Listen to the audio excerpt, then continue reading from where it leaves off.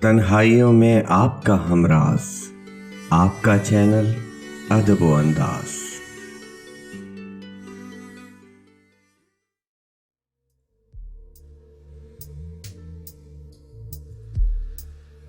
वो दिलावर जो स्याह शब के शिकारी निकले, वो भी चढ़ते हुए सूरज के पुजारी निकले। सबके होंठों पे मेरे बाद हैं बातें मेरी, मेरे दुश्मन मेरे लफ्जों के भिखारी निकले।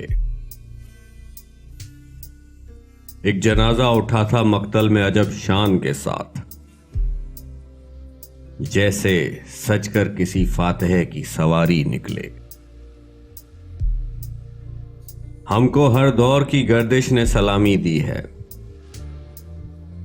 हम वो पत्थर हैं जो हर दौर में भारी निकले। अक्स कोई हो खदो खाल तुम्हारे देखो,